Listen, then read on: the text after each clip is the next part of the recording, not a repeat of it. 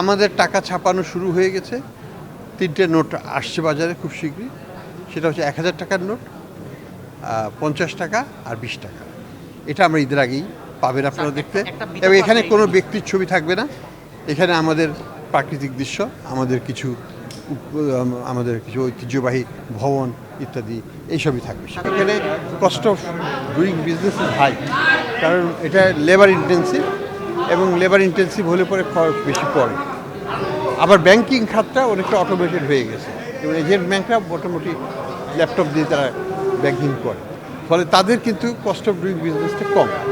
এই কারণে যদি আমাদের মাইক্রো ক্রেডিট সেক্টরটাও যদি অটোমেটেড হয়ে যায়, এফিসিয়েন্সি জেনারেট করে, তাহলে কস্ট অফ ফান্ড, তাদের ম্যানেজমেন্ট কস্ট এটা কমে আসবে।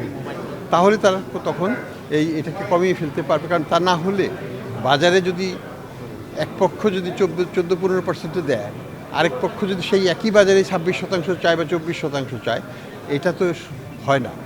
মানে ইন দ্য সেন্স কোনো অসুবিধা নেই, আমাদের দিক থেকে কোনো অসুবিধা নেই, মার্কেট উইল নট সাপোর্ট ইট। সেই জন্য এফিসিয়েন্সি জেনারেট করতে হবে মাইক্রো ক্রেডিট সেক্টরে বড়োভাবে, এবং এটা টেকনোলজিক্যাল ইন্টারভেনশনের মাধ্যমে করতে হবে। ঠিক ওই আগের মতোই সনাতনী পদ্ধতিতে করতে গেলে এটা খরচটা কমানো সম্ভব হবে না। সেই জন্য আমাদের অ্যাডভাইস হচ্ছে যে যারা পারবেন টিকে থাকতে সক্ষম হতে হলে আপনাকে এফিসিয়েন্সি জেনারেট করতে হবে। তা না হলে কিন্তু এই কম্পিটিটিভ মার্কেটে, যেখানে ডিজিটাল ব্যাংক আসবে, যেখানে এমএফএস আসবে, যেখানে ন্যানো লোন দেওয়া হচ্ছে, যেখানে ব্যাংকরা আসছে, সেখানে টিকে থাকা কঠিন হবে। আমরা কোনো রেগুলেটরি ইন্টারভেনশন করব না, বাজার উইল ডিসিপ্লিন ইটসেলফ।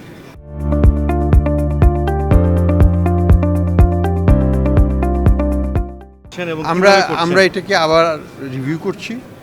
আমরা মনে করছি যে আগে যেভাবে দেওয়া হয়েছিল, যেসব কনসিডারেশনে, that was not the right issues, ফলে সাকসেসফুল হয়নি। আমরা ওটাকে পুরোটা রিভিউ করে নতুন করে আবার। সেক্ষেত্রে আগের যারা লাইসেন্স পেয়েছিল সেটাকে বাতিল করবেন? সেটা সিদ্ধান্ত হয়নি, থাকতেও পারে, বাট আমি এখনো কিছু বলছি না।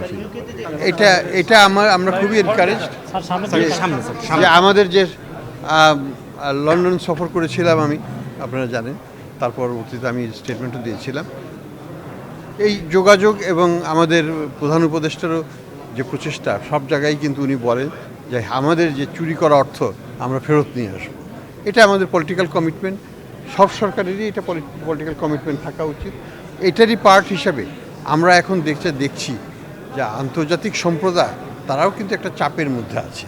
ফাইন্যান্সিয়াল টাইমস বলি, আমাদের লন্ডন টাইমস বলি, এরা কিন্তু এবং আল জাজিরা বলি, এরা কিন্তু বাংলাদেশের এই অর্থ পাচার করা নিয়ে বড় বড় আর্টিকেল লিখছে, আগামীতে আরও আসবে। তো এবং ব্রিটিশ এমপি ওনারাও কিন্তু এখানে সাপোর্ট দিচ্ছেন। ব্রিটিশ প্রেসের বাইরেও এনজিও যারা আছেন তারা এটাকে সাপোর্ট করছেন। ফলে আমি মনে করি যে একটা চাপ সৃষ্টি হয়েছে।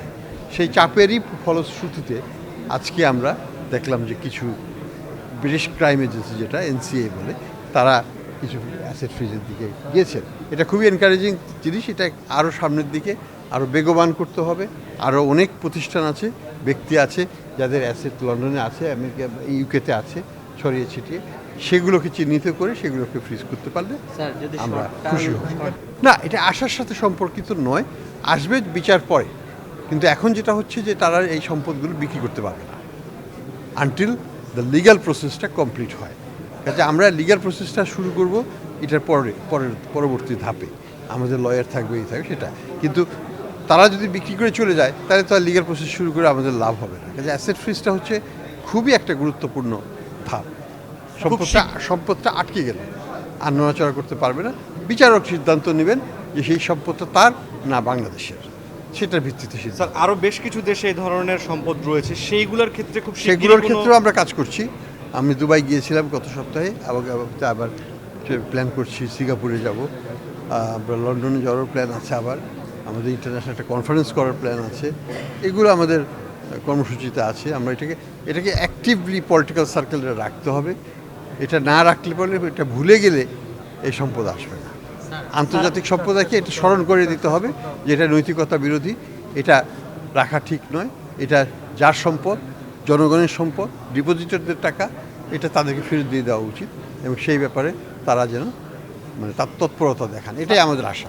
স্যার আমরা জেনেছি যে ঈদের জন্য নতুন টাকা ছাপানো টাকা আসতেছে আর কি বাজারে।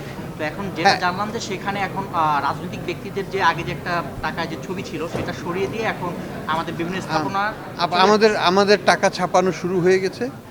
3টে নোট আসছে বাজারে খুব শীঘ্রই। সেটা হচ্ছে 1000 টাকার নোট, 50 টাকা আর 20 টাকা। এটা আমরা ঈদের আগেই পাবেন আপনারা দেখতে। এবং এখানে কোনো ব্যক্তির ছবি থাকবে না। এখানে আমাদের প্রাকৃতিক দৃশ্য, আমাদের কিছু ঐতিহ্যবাহী ভবন ইত্যাদি এইসবই থাকবে। এটা ঐতিহাসিকভাবে বাংলাদেশের জন্য গুরুত্বপূর্ণ স্থাপনা, সেগুলো থাকবে।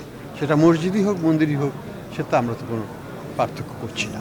এটা আমাদের দেশীয় ঐতিহ্যবাহী গুরুত্বপূর্ণ স্থাপনা একটা বিষয় বা পরিবেশ ছোট একটা বিষয় বা বাঘ, এই ধরনের জিনিস থাকবে।